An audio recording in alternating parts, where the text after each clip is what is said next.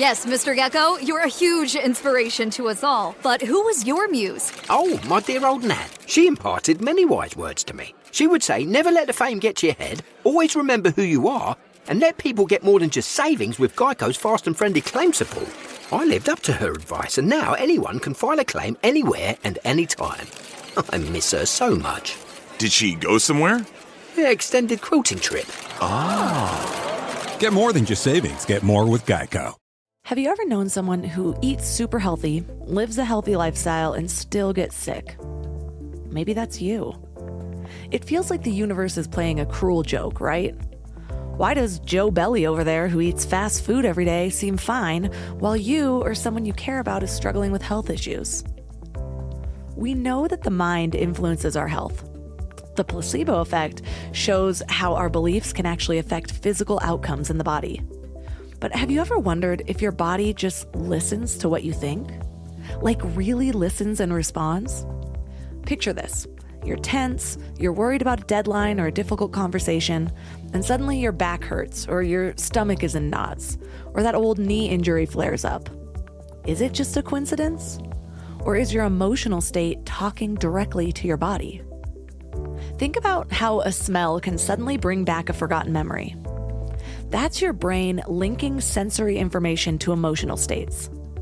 Now, what if your emotional memory could link pain to distress or healing to happiness?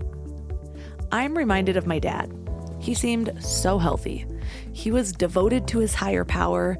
He didn't seem like he carried much stress. He was physically built. My cousins actually called him Buff Bob. He got outside, he moved his body. His diet, he couldn't really afford to eat well, and frankly, we didn't have that kind of education back in the 90s, or at least it wasn't prevalent. But for years, I wondered, why him? But as I learned more about how our past, especially traumas, affect us now, it started to make sense. He had a very traumatic childhood, and a lot of his siblings have struggled with serious health issues from schizophrenia to alopecia to COPD. And this brings us to a big question. Are we stuck with the effects of a stressful past? How much do our minds shape our health? And how can we change our thinking to live healthier lives? Well, that's what we're going to learn about today. And it's not just about thinking yourself better. It's deeper than that. It's about uncovering those hidden automatic patterns formed from past emotions and memories that influence how our body behaves and reacts today. What if we could use this understanding to boost everything else that you're doing for your health? We're adding a new piece to the healing puzzle, the emotional part. So 3 powerful things we will learn today are how different personalities within the same body can exhibit contrasting health symptoms. Yep, I'm talking multiple personalities having different health issues per personality. The science of emotion-controlled consciousness and how our feelings shape our health, and how to trigger deep, transformative mental states to enhance healing and emotional freedom. This episode is sponsored by BetterHelp. Let's be real about something. Workplace stress is not just part of the job anymore. 61% of people are dealing with stress levels that are way beyond normal, and it is not sustainable.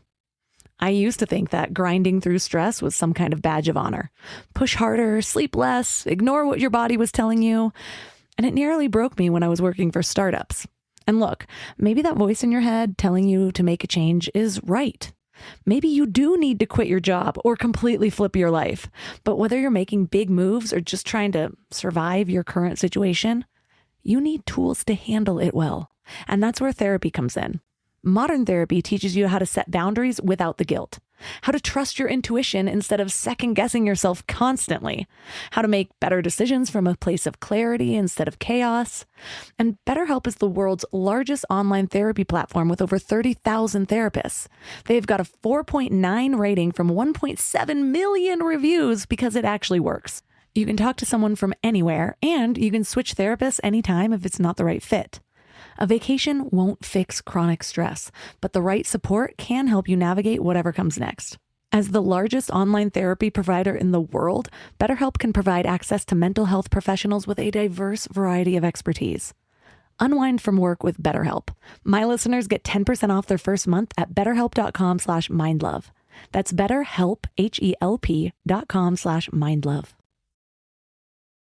Can we talk about back to school chaos for a second?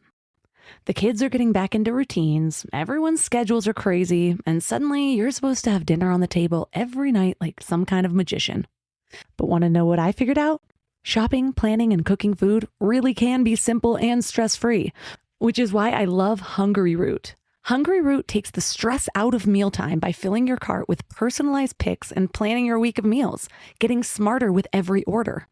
With over 15,000 recipes to choose from each week, many ready in just 15 minutes or less, it's a huge lifesaver on those busy weeknights. I personally love their smart cart technology. It learns what I actually like and then recommends groceries, recipes, and supplements tailored to my tastes and needs. Plus, I love the kids' snack section where I get these really easy snacks to just keep in the car or throw in our to-go bags or lunch boxes for those of you who need them. They screen out over 200 additives, including high fructose corn syrup and artificial sweeteners. They only source high-quality meat and seafood with no hormones or antibiotics, and they carry trusted brands like Oatly and Vital Farms. The time that I have gotten back has been incredible. Take advantage of this exclusive offer. For a limited time, get 40% off your first box, plus get a free item in every box for life. Go to hungryroot.com/mindlove and use code MINDLOVE. That's hungryroot.com/mindlove, code MINDLOVE to get 40% off your first box and a free item of your choice for life. hungryroot.com/mindlove, code MINDLOVE. There are also people who have PTSD, severe trauma, who aren't sick. And there are other people who are retired and maybe don't live that stressful of a life who are. What's the difference? And what I started to realize was that it's the combination of emotions that's the key. And so the simple way to think about that is if somebody wants to make cake and you have flour, you can't make cake, but if you have flour and you mix it with eggs and butter or vegan eggs and butter or whatnot, you have cake. And if you have different ingredients, you have a completely different recipe. And so that's been the key. And so even fast forward to today, I mean, not only was I able to heal myself with that, but I've been able to show healing results under medical equipment and just actually had studies published, some case studies published in a medical journal last year. Turn up your frequency with Mind Love. Bite-sized brain hacks for seekers, dreamers, and doers. It's time to give your mind a little love with your host, Melissa Monti. So your story is fascinating. You actually spent 5 years in a wheelchair. Tell us about it. Yeah, and actually closer to 6, but I was an absolute mess.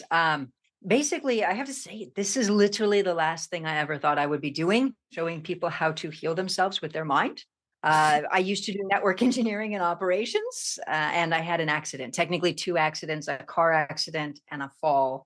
And I fell just wrong, just right, however you want to say it. But I literally went from living a full life to being wheelchair, walker, cane, and in extreme pain. And my doctors saying there was nothing else they could do for me. And it made me start looking outside of the box and saying, what do I do? And life-changing. You mentioned how you thought you'd be the last one kind of talking about healing with your mind. Can you explain that initial skepticism that you faced about mind-body healing and how the journey helped you overcome it? Absolutely. You know, I number one, if somebody had asked me during my injury or told me that I could heal with my mind, I probably would have taken offense to it. I would have thought, what, they think it's all in my head, or that they don't understand that I had a physical accident, a physical injury. I had to hang up thinking, you know, how is it possible for the physical body to heal, like the mind to heal the physical body? I have a physical injury. It's not just mind over matter. And yet the more I started researching, that was a huge thing. Like, you know, the awareness that, number one, the body is constantly repairing and replacing cells. We have a whole new skeleton approximately every 10 years. And so I thought, well, wait a second. How is it possible for somebody to have that old football injury from high school? And that was one thing. But another thing was even the awareness that people with multiple personality disorder could have different illnesses and different personalities. I was like, wait a second. They could have asthma, allergies, high blood pressure in one, healthy in another.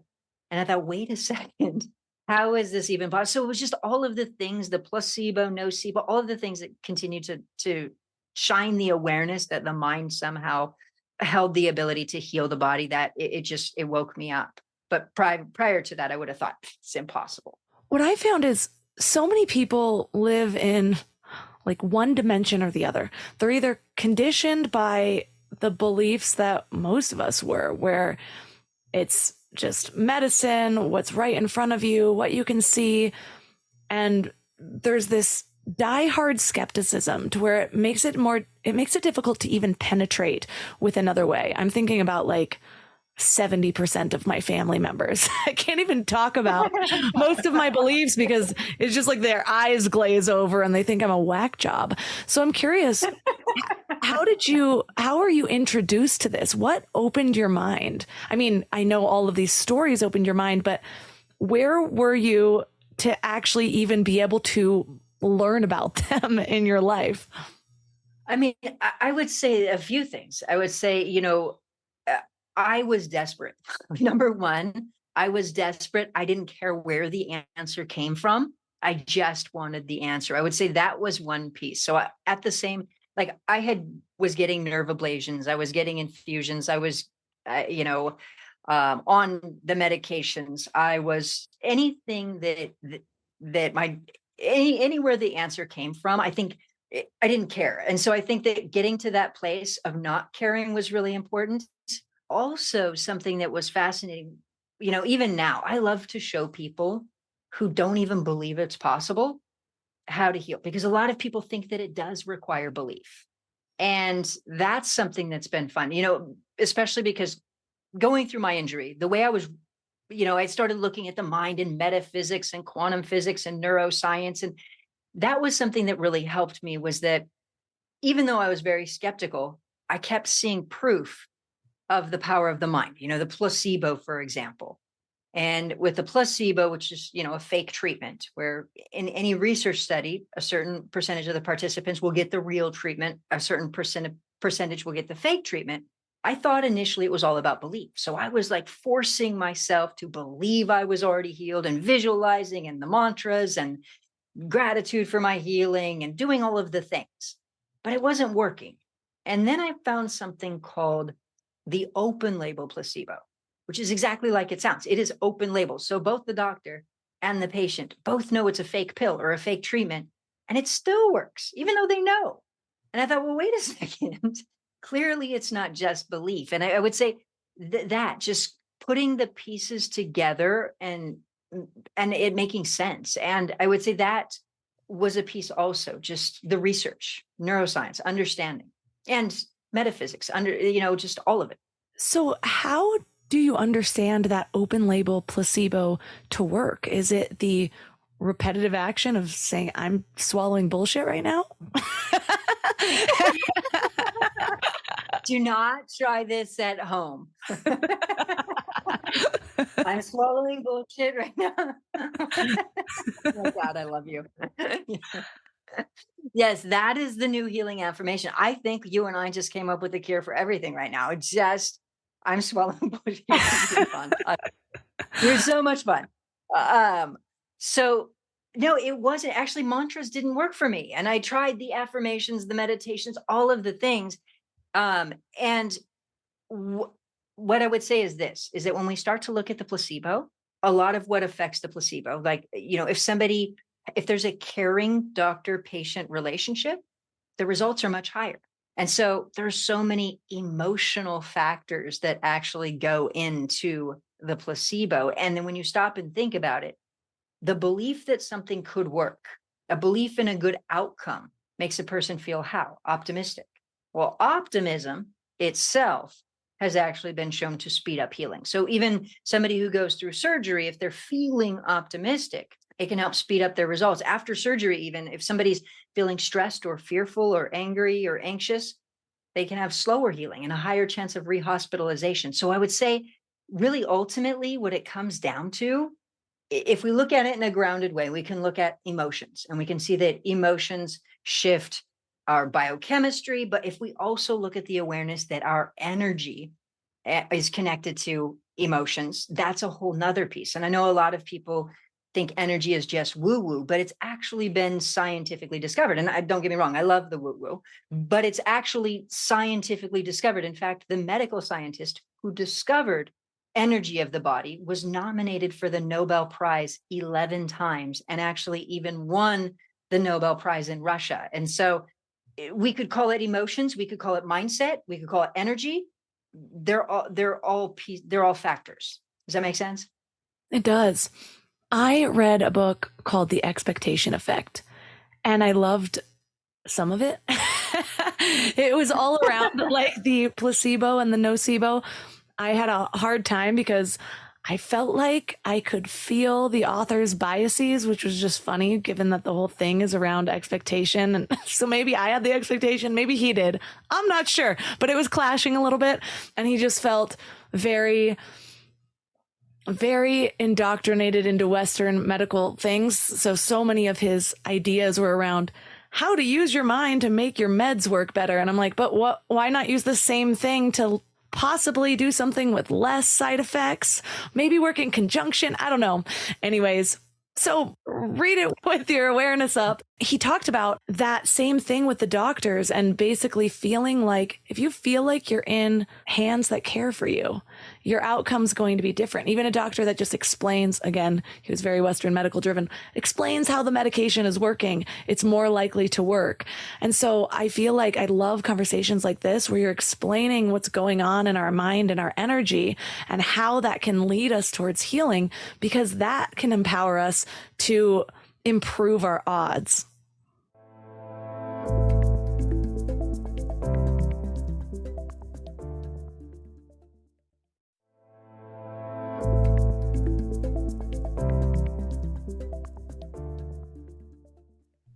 Absolutely. And I know that I would say so many things to that, but one, I would say this is that we want to go beyond expectation. And this is the reason why, is that if somebody even takes a placebo, the same fake pill, and they're told it's going to help their blood pressure, it can.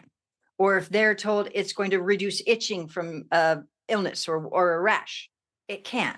So it's beyond expectation. There's a communication that is happening through the body, because if you think about it, one person can be told the same fake pill is going to do one thing and another person another thing. So let's say it's like, how do the cells get that message? Like, how did they get the specific information, if you will? So that's one piece that's important to look at, is the energy of the body. And kind of a way to think about the energy of the body is this, is that just like a light bulb emits particles of photons, light bulb, particles of light, photons, our bodies emit particles of light, which are biophotons. Now, what's amazing is that they were discovered 100 years ago by a medical scientist, but there's a database, even a current database, that's under the NASA agreement, that there are continued studies about the energy of the body that are in there. So the awareness, this energy, this light energy that goes through our body, researchers suggest that it communicates things like homeostasis,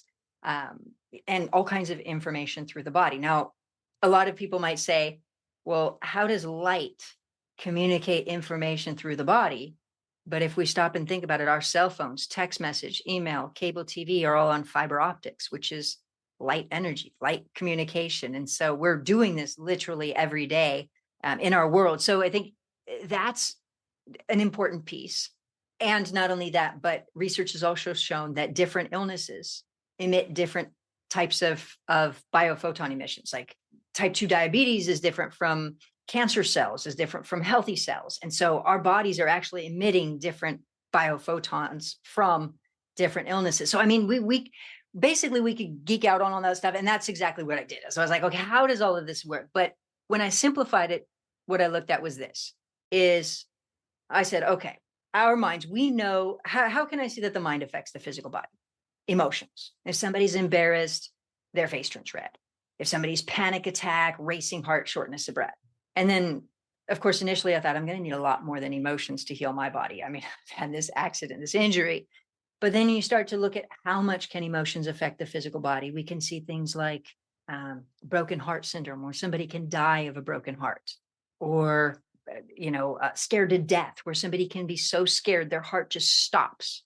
And you really look at it and you think, wow, emotions really can have a major impact. And research even from Harvard suggests that autoimmune conditions can be caused by stress. So we can see all of the ways that emotions affect us. However, I think that one thing that also really helped me was this, is I began to look at it objectively and say, well, wait a second. There are also people who have PTSD, severe trauma, who aren't sick. And there are other people who are retired and maybe don't live that stressful of a life who are. What's the difference? And what I started to realize was that it's the combination of emotions that's the key. And so the simple way to think about that is if somebody wants to make cake and you have flour, you can't make cake, but if you have flour and you mix it with eggs and butter or vegan eggs and butter or whatnot, you have cake. And if you have different ingredients, you have a completely different recipe.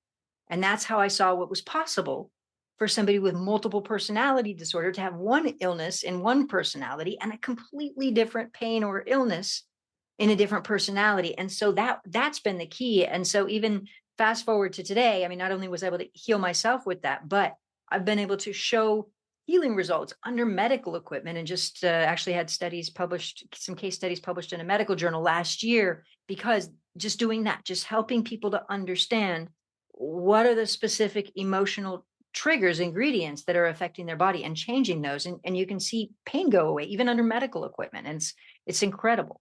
That is fascinating. I've never heard the combination of emotions explained that way. And that makes so much sense, because it's like a lot of us have pieces of this information.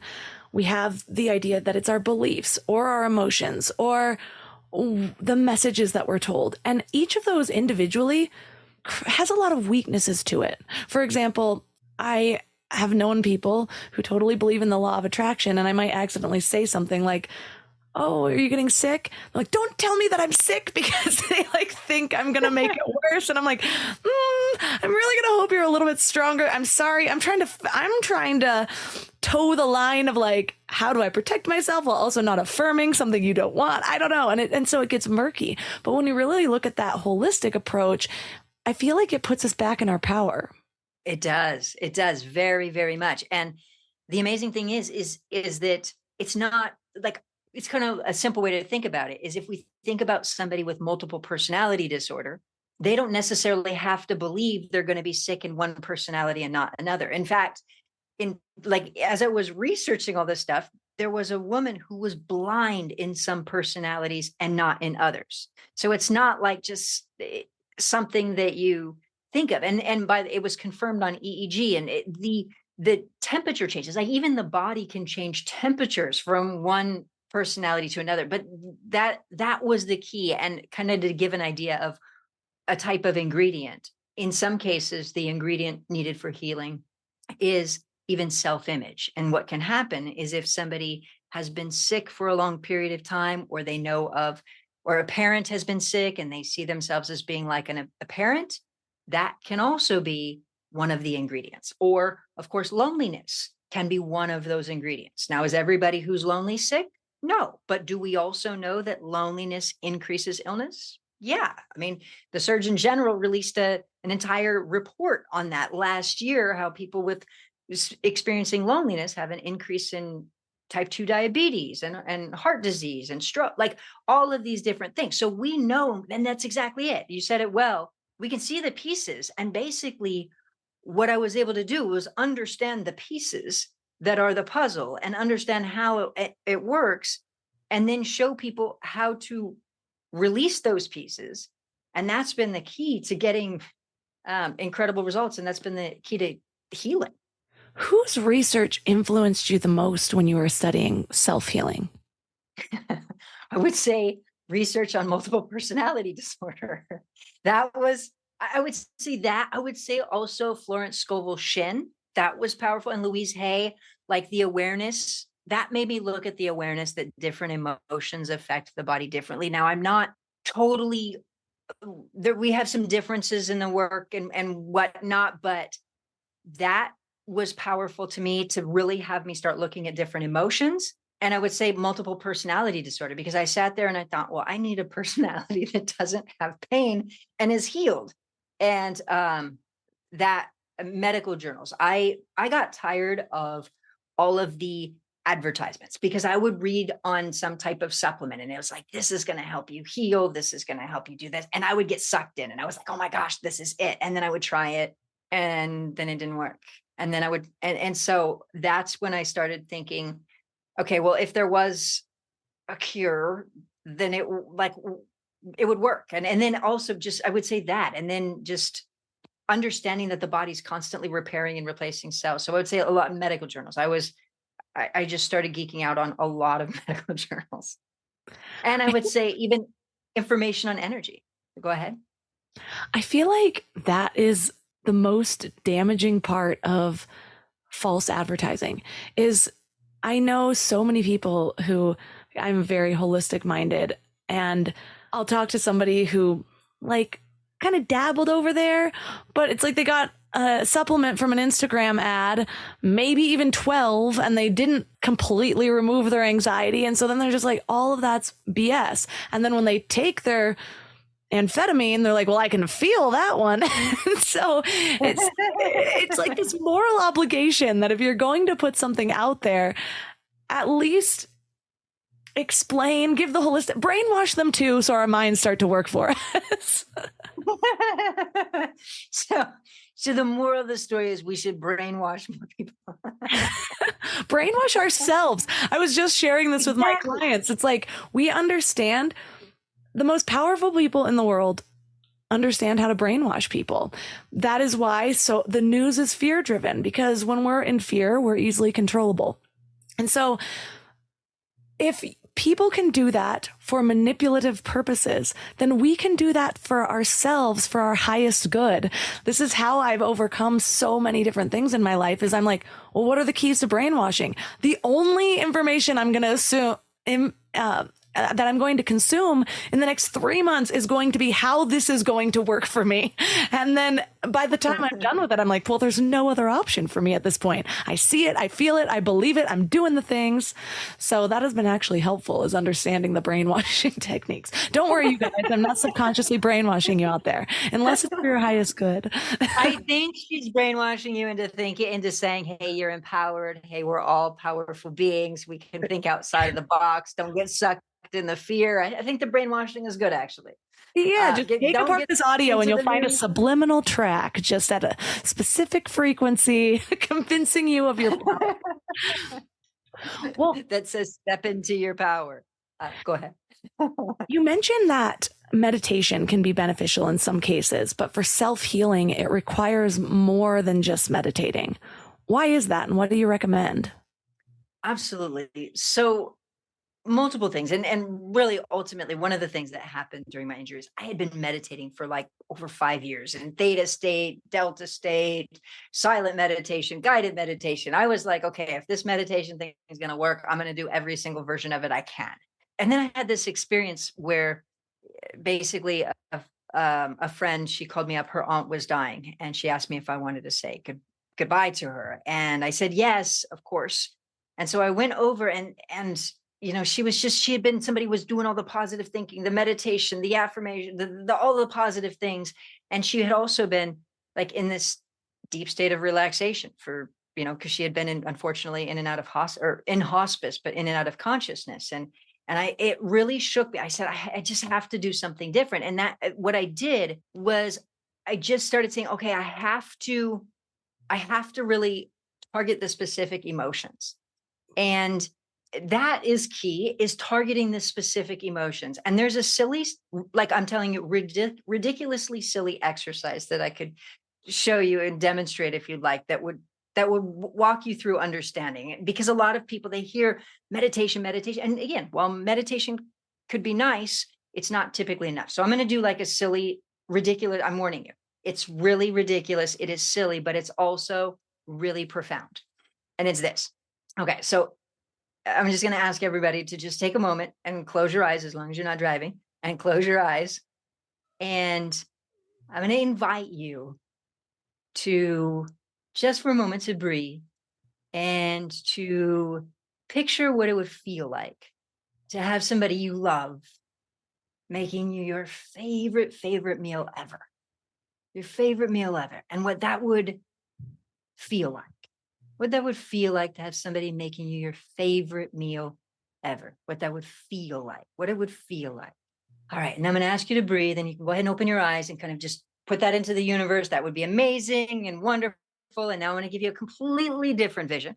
Completely different vision. And I'm going to ask you to picture that you take a spoon and you take a big scoop of worms and you take it towards your mouth like you're going to eat it. And notice what feeling comes up. Now, delete. Okay. But notice again, this is profound. Give me 1 second. And it is this. Number one, a lot of people, if they went into it, would feel a sense of disgust, which is mind programming. It is not our innate programming because our ancestors used to eat worms. So it is not innate for us. It is programming. Number one. Number two, you could meditate for the next 20, 40, 50 years, and that programming would still be there. Okay. So number two is that. Number three is that if you go deep into it, you could feel like a gag, like, ew, just from an imagined vision that is in your mind where nothing actually even happened. And we can see how much our emotions, what's in our mindset, can impact us, even if it's not real. And so my point is, we could meditate, but that trigger isn't going to go away.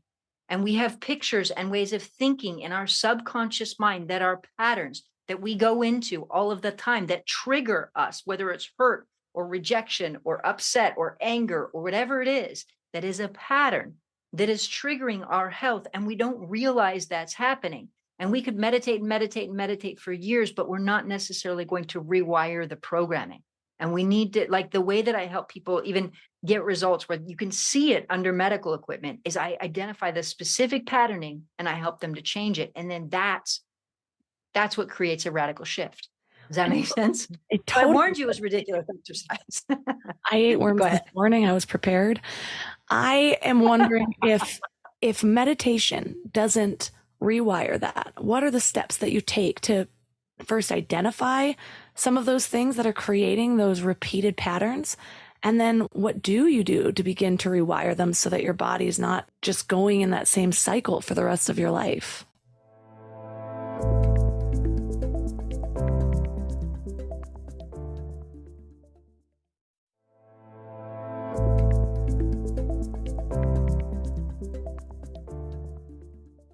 What do you do to begin to rewire them so that your body's not just going in that same cycle for the rest of your life? Well, I would say, okay, so one thing is identifying what is a specific emotion. Now, that is key. Now, identifying the specific emotion is one. In my own case, it had to do with the events of 9/11, and I wouldn't have even known it had to do with September 11th. But ultimately, what I did is my nervous system. So I had a problem with my nervous system, CRPS, complex regional pain syndrome, which is like a neurological disorder. And so I just started asking the question, what is wrong with my nervous system? Why is my nervous system overreactive? Why is it acting up? Like, why is it, having, like, what is wrong? And so I started thinking about nervous system, fight, flight, nervous system. And so I really started exploring subconscious fears. And the more I started to realize and really delve into my subconscious mind and understanding those fears, I began to realize that the events of 9/11 had triggered a pattern in me that I didn't even realize was there. So I started to realize that. Now, I was not even in the events of 9/11. I worked in California, network engineering and operations, but my shift was 5 a.m. to 2 p.m. Pacific time. So I was on the phone with a colleague in the towers when the plane hit. And so, the colleague was yelling, help me. And so there was all of this stuff. And I would say that afterwards also, that at my desk, as I was working, trying to just help people during this time, the news was on replay all around me because in telecommunications, we had to know current events. And so there was the footage playing over and over and over again. And then also there was, whether we're in terrorist red mode or orange, orange alert. And so it was like this feeling of expecting to die. And then also wanting to die to save others. And so there was all of this programming that was going on in my subconscious mind, and I didn't realize. And so that's what was a breakthrough for me. Now, I also had a pattern of a feeling of survivor's guilt. And so those multiple ingredients, I started putting the pieces together and understanding. So I looked for those multiple ingredients. So I would say there's a few things that we really need to know is that we need to change the pattern. So even though this 9/11 piece was a trigger for me, this pattern of wanting to quote unquote die for others had actually started in my childhood. It meant you were a good person. And if you were guilty, it meant you were a good person. You had a conscience, which means you couldn't be a psychopath or some. So I had all of these things linked up. And so my point is, what you want to take from this is that our emotions breed more of the same. And we could call it law of attraction. We could call it repetition compulsion, reenactments, attachment theory, whatever we want to call it. If we're looking at psychology, we could look at revictimization. So we can look at all of these different ways. We could look at Freud's work, but very simply, we could also just look at and say people have patterns of anger or patterns of guilt or patterns of abandonment or rejection, whatever you want to call it. Or we could look at it and say, unfortunately, a woman may have an abusive father and leave him and find the abusive boyfriend, boss, spouse, et cetera, et cetera. So we could look at it in whatever way we can look at it and just see that patterns breed more of the same. And so what I would say is key is not just healing the trauma, but healing the pattern. Because even though the events from 9/11 affected me, there was a bigger pattern. So that wouldn't have healed me. I still had the pattern. It was a patterned way of thinking and feeling.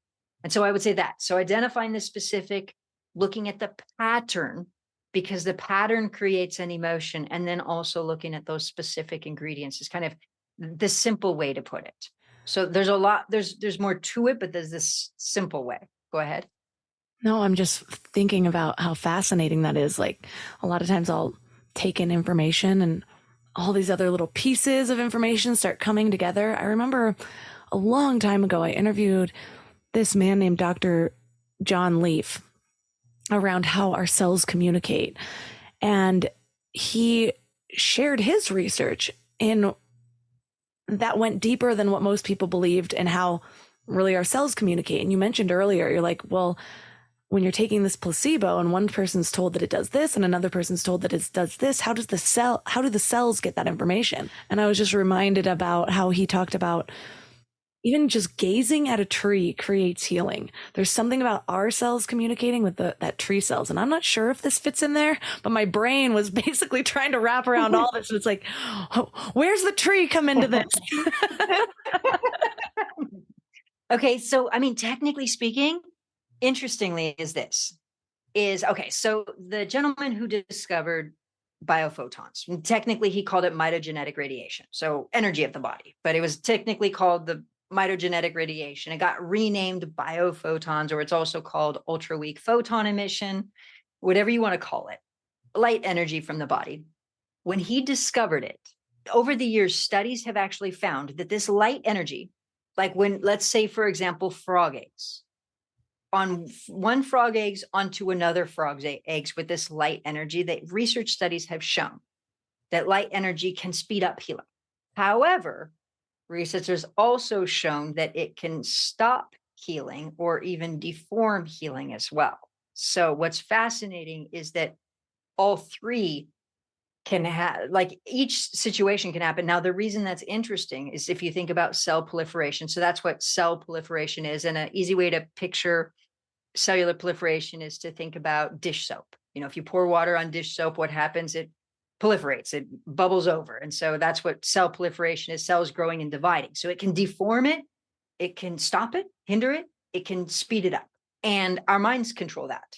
We know that with, if we ever seen somebody who goes through a stressful period of time and they look like they've aged, or they suddenly come out of that stress and they look youthful, we can see that our brains and our optimism have the ability to also speed up and slow down healing. But point being is that yes, I don't know about the tree, but any energy, when we look at energy, research studies have shown that that energy from something can do all of those, can either speed it up, slow it down, stop it, hinder it, or deform growth, which is really kind of fascinating when we stop and think about it. But yeah, it's incredible. And when we think about the power of emotions, like so I mentioned there was some complexities, like there are some things that we want to know, and it's like this.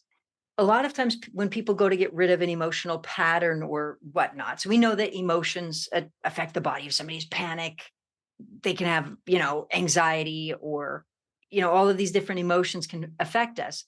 But part of the problem is to creating this change is we also need to understand that emotions can be miswired. So in other words, somebody can link up sympathy to love, in which case they need to hold on to sympathy because that's how they get love, or a pride in hardship, which means that people want to get rid of hardship. But then if it's linked to pride, then it's stuck also. So there's complications in working. The more that we understand how the mind works. So I'd say those are some of the complications. It's just, is just simplifying it. And so I would say the way that I've been able to get results and show people how to get radical results, even people from RA or from POTS or autoimmune conditions, all kinds of things, is to just understand what is the specific combination of emotions, how do we shift those, and then rewiring the mind, understanding that the mind can be miswired, and it typically is. Like, I think every single person that I've ever worked with before, there's some type of miswired mindset. And so rewiring the mind, and in doing so, it helps shift a person's consciousness. So one of the things you teach in your book is emotion controlled consciousness. Where does that play into all of this? I love that you just asked that. Beautiful. And that's when I just said, shifting the consciousness, that's exactly it. Is that, all of the time we'll see, like I was trying affirmations and trying to shift my mindset, but we want to think about radically feeling different, because when we rewire our mind, our emotions, we actually do shift our consciousness. And a simple way that we can see this is that if we imagine somebody who's really, really, really, really in love, they're really in love, what do they see? They see all of the great things in that person. But if they're really pissed off at that person, what do they see? They see all of the negative things. They fault find. And it's like, if they try to think of something nice, they're like, well, so-and-so didn't screw up anything today. Positive. So it's like they're having a hard time, or maybe they see something good, but you don't really feel it. And so our emotions control how we feel. Our emotions control how we see, our consciousness, our perception, and we don't realize it. So if we have fearful mind programming, we see through a lens of fear, but we don't necessarily know that we're seeing that way. I mean, me personally, if you had told me I saw life through fear, I would have said no way. And yet, when I released my subconscious programming, I realized that the world looked happier, like life looked safer. And I would have never thought that I was seeing through a lens of fear. That makes so much sense. It was that brainwashing that you were talking about earlier from the news. Go ahead. Yeah, that makes so much sense. I had a similar realization with the idea of unworthiness. I remember when I first started self-healing, so many things kept coming back to worthiness. And I was like, I just don't relate. I liked my personality. I knew I had certain gifts. Like I did have that kind of support. I did feel good at things. And then when I really started to unravel the emotion behind so many of my behaviors, I was like, this is textbook unworthiness. But I could not see it for like 2 years of people saying that this behavior and this behavior were related to that. So I totally understand how deconstructing things in a certain way will highlight emotional programming that we didn't even know existed. Absolutely. Absolutely. And even to add to that, a lot of times that's exactly what I'll tell people is I say, okay, if you imagine a woman who walks into a room and she's really, really, really upset, and you try to reason with her, let's go. Typically not so well, it doesn't go well. But if she calms down, how does it go? A lot better. And so that's exactly what I call is accessing resourceful consciousness. which is where the more we calm our minds and our subconscious programming and upset and whatnot, we access more of our genius. We can see with more clarity. Our minds are more resourceful. It's easier to see subconscious programming. And so all of those things are true. And that's part of the healing process that I always have people do, is exactly that. It's saying, okay, look, the more that you actually just target specific things, the more that you can see with more clarity. Now, that's where I had been kind of using meditation in the wrong way, because what I had been doing is I was doing silent meditation where I was training my brain to ignore things. So a thought would come up, I would let it go. A thought would come up, I would ignore it. A thought would come up. So I was literally training my brain to ignore what was in my subconscious mind. So it made it harder for me. And so I was using meditation wrong. There are some positive meditations out there. I was doing it in a way that was not serving me. Or the other thing I was doing was what I now call mental vacation meditation, where I was just picturing myself like on a mental vacation. So I was really putting in a form of escapism in my brain, instead of saying, okay, what is in my subconscious mind that I need to address? And then looking at the pattern and looking at the emotion, clearing my mind to be able to see with more clarity. So once I started facing my emotions and getting rid of them, I could see with even more clarity what I needed to do to heal. And that was pivotal. And then, I mean, after I healed, then I gained this ability to channel information. And I mean, everything changed. And that's when, I not only healed, but then developed this gift to be able to channel information and all of that. It's life-changing. I wonder if that is why plant medicine has been so powerful for so many people in addressing long-lasting patterns, because whether you want to or not, it's going to face you with some of those demons that are there. You can't run from it in that experience. You've outlined the gift method as a structured approach to healing. Can you elaborate on what that method entails? Absolutely. So the first step, so gift, G-I-F-T, the G is get new healthy mind programming. And that's because the first thing we want to do is not delve into the negative. Everybody wants to go into the negative and say, what is the negative emotion that's affecting my body? But instead, we want to realize that more optimism, the more positivity that we can feel, the more it speeds up healing anyway. And so getting new healthy mind programming is the first one, uplifting the mind programming. Then identify. So I has to do with identify. And that's where we start identifying the factors that are the problem, that what are the emotional ingredients? I call them the 5 factors. And so that's step I. Step F has to do with freeing your mind. And so part of that has to do with release techniques. And the other part has to do with rewiring the mind, because the mind is holding on to something. So everything that we're trying to get rid of, we're actually holding on to. So like the pride and hardship or whatnot, or we'll have a trauma. We feel like holding on to it's keeping us safe. So no matter how hard we try to get rid of it, we can't, because we have some type of need to hold on to it. So instead, it's about reprogramming the mind and freeing ourselves from it. And then T has to do with stepping into the transformation, about saying, okay, embodying real change. So we're not just living in our head, but we're really embodying the transformation.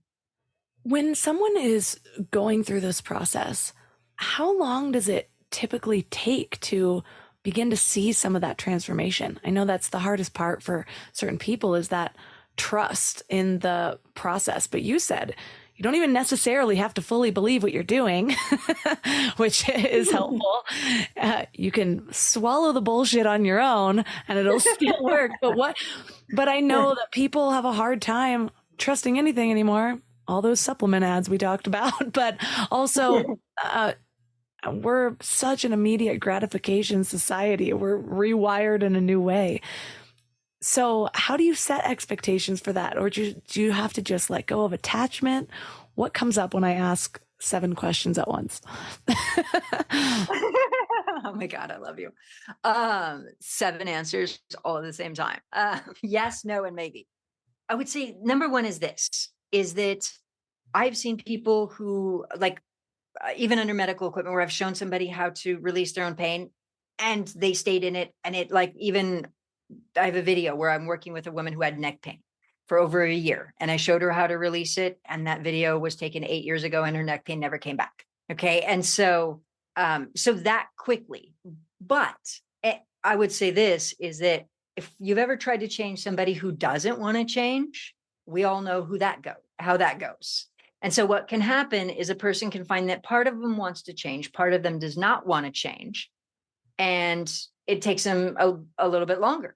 And so I would say it depends on each person. I mean, there's a woman that I worked with who was bedridden for 6 years, supine. Her body did not create enough blood. So even if she sat up, basically what would happen is her blood would go down and she would pass out. She would, her heart would start racing, and she could pass out. And so she was supine, and now she's running. She can run, she can travel, she can, like, her all of her medical tests, her heart tests, everything all comes back great and 100% healthy. And for her, it took her 9 months to start walking. Now she was out of pain very quickly. So I think within the first session, she was out of pain, but she had different things and allergies and what. So every person, it really depends. I've had people go through my courses who, like, one person I'm thinking of went through, had RA, rheumatoid arthritis, was pain-free in about 2 weeks. And so it really depends on the person and the desire to want to change.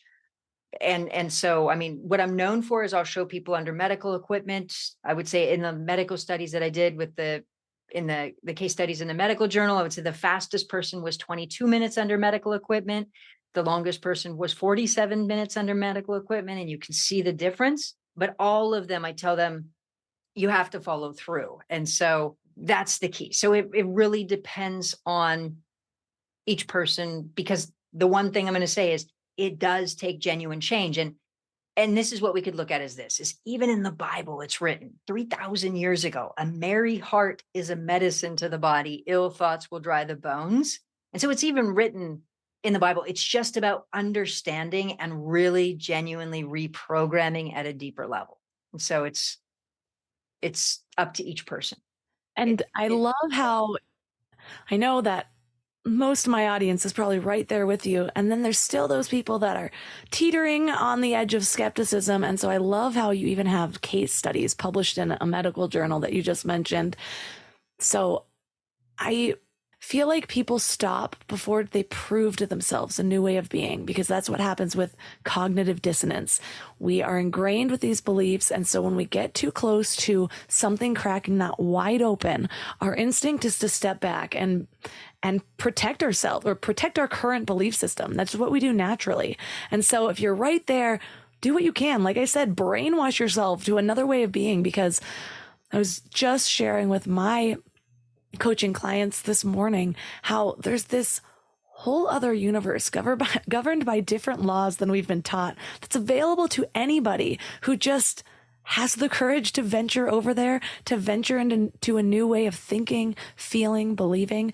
And so thank you for being such a pivotal part in that, especially in something as critical as physical healing. We are not the wellest society right now, and we have a lot of influences that are against us. And so to have this kind of information and to empower us to completely change our lives and our physical health is just so important. And so I love leaving people with an action item, something specific for them to do to ground these ideas into their reality. Because so often we fill ourselves with audiobooks, podcasts, and nobody does anything. So I want to make it easy, a first step to step into this, apply it to their own lives. If you were going to leave our listeners with something, what would that be? It would be this. It would be, if you think about me, wheelchair, walker, cane, in extreme pain and absolute mess, and saying, okay, well, I have to retrain my emotions to feel happy and positive and really good. How am I going to do that? Because ultimately what a lot of people do is they say, well, I'm just going to think positive. Now, the problem with that is it's not really feeling positive. It's not going to amplify it to the level that we need to really get it in. And so for me to make that change, I would need to create a new positive neural pathway, which means I would need to access the positive emotions over and over again. And a simple way to think about that is like memorizing the alphabet. How did we memorize that? We get it in over and over and over and over and over until it becomes our new norm, except for in this case, I would need to access extremely high intense positive emotions over and over and over and over consistently for a period of time to be able to build a new neural pathway to then shift my consciousness, which in the state that I was in would have been absolutely impossible, except for the fact that I started hacking the process. And I thought about, okay, well, how do I do this? And what I would do is I picked just 2 songs. One was called Beautiful Day by U2. Another one was Walking on Sunshine by Katrina and the Waves. And I would listen to these songs, not like, oh, I'm listening to music. Not at all. I would listen to them like, okay, I am going to amplify my giddiness as much as I possibly can, like an actual emotional exercise to make myself euphoric and just set everything else aside. Now, as soon as I say this, a lot of people will say, oh my gosh, a happy playlist. This is awesome. And that's not the case. So that's a completely different thing. And the way that you'll want to think about it is like this. Is it, if somebody's taking if you think about a big open field of grass and you think about somebody taking the same path every day, every day, every day, every day, it creates a path in the grass. But if you take a bunch of different ways every single day, this way, and then this way, and then this way, and this way, you don't create a path. So the same is true with our brain. We needed to create a new neural pathway so it does it automatically. Or another way to think about it is if somebody's golfing and every day they hold the golf club a different way. They go, oh, it's going to be fun to do it this way. Oh, it's going to be this way. Oh, it's going to be great this way. You never create a neurological path, a path. So instead of listening to a happy playlist, which I did that too, but instead I picked just 2 songs and I listened to them over and over and over. And what was also helpful about this is I just made myself as ridiculously giddy as possible. It wasn't like just listening to music. It was purposely making myself fall in love with it, like an exercise, like lifting weights, except for this was like lifting excitement as much as I possibly could. Now, what was also helpful is that in doing so, it helps increase trigger positive biochemistry. So that can help also with healing of the body, because research has shown time and time again, if you have a euphoric and highly emotional experience while listening to music, it can trigger the release of dopamine or serotonin to help your body in positive ways. And even dopamine has been connected to speeding up healing and et cetera, et cetera. So that's what I started doing. And then to be able to do that, it's kind of like compound interest, because when you get it in and you get it in over and over, at first, maybe the first couple of days, you might, notice, okay, well, that's great. I felt great, happy for 5 minutes. Okay, awesome. But when you start bringing it in over and over and over, it's like compound interest for your subconscious mind, where you just start feeling actually happier, and it gets in over and over. So that's what I did. And it really, that was one way to just hack the process to start bringing in even more positivity. Ooh, I love that. That's something I'm always guiding people through, is amplifying emotion. And so to have this specific process tied to it, because music is so powerful. I also remember interviewing a hypnotist who also was trained in NLP, and he talked about specific ways to trigger yourself into focus. And you can have like a specific smell, a specific sound, even the way, like, he had little triggers, like putting your fingers together, squeezing your wrist or something like that. And if that works, then this power of emotion and music, I can just see how tangible that can be just in one session of that. So thank you for sharing that. And thank you for all of your research in this really life-changing work. For listeners who are as interested as I am and want to connect with you and read your book, where's the best place for them to connect? My book is on Amazon, Barnes & Noble, so anywhere books are sold, or even on my website. What's really cool is that on it, there is a link that says See Live Healing, and you can actually see me working with somebody who's got neck pain under medical equipment, and you can see the transformation of their pain going away. So it's live. And so that's what's really great, is you can see it in action. And my website is brandygillmore.com. All the links for this episode will be at mindlove.com/347. Your challenge for this week is to create your 2-song playlist. this is going to be your emotional happiness trigger playlist. And like she said, this isn't just a happy playlist. We all have those, and those are awesome as well. This is one where you're actually going to start training your brain like Pavlov's dogs. You know, they hear the bell and they already salivate without seeing the food. You want to do that same thing with these songs. 1 or 2 songs. Maybe choose something that already lights you up. Maybe choose something that has great lyrics. You get to choose. But every time you listen to this song, I want you to get into a headspace consciously and really feel into that. Feel if you can amplify that feeling in your heart space. Feel your aura expanding. And do this over and over and over again with the same songs to where you can be doing something else and that song comes on and your energy and your emotional state is just fired up. I want to know what songs you choose. Please, please, please share this with me. Take a screenshot, share this on Instagram, put that Spotify link in there. I want to know which songs are making you happy because I would love to create an entire playlist with some of these songs. So reach out to me on Instagram at mindlovemelissa and share what you've got. A few things to keep you up to date about. There is a new June Soul Strength activation that is getting ready to launch. You'll be hearing about it in my email list. If you're not signed up for the Morning Mind Love, text the word morning to 33777 or sign up on the homepage of mindlove.com. There's a lot of really fun announcements coming up. So Soul Strength Activation, cohort number 2. I'm making some improvements already. It's going to be epic. So reach out to me if you want more information about that. You can reach out to me on Instagram or through my email. Just reply to one of the Morning Mind Loves. We also have the first ever Mind Love Retreat. I would love to do these yearly, but nothing's promised. This could be the only one. We're staying at the most epic mansion in Big Bear. It's going to be incredible. I have every detail planned to the T already, and I am pulling out all the stops for this one. Like, this is going to be luxury at its finest. So airport transportation will be arranged. All of your organic food will be prepared by the best chef up here in Big Bear. We've got the best West Coast cacao facilitator planned. It is really going to be so good. Sound bath, yoga, not to mention the property that it's going to be on. Imagine strolling with your cup of coffee on the grounds of this epic mansion. Ugh, I just can't wait. You can find out more information at mindlove.com/retreat. And all of my amazing sponsors are at mindlove.com/sponsors. And that's all for today. So thanks for giving your mind a little love today, and I'll see you next week. Thanks for tuning into Your Higher Frequency with Mind Love. Head to mindlove.com for a free gift to keep your vibes up until next week.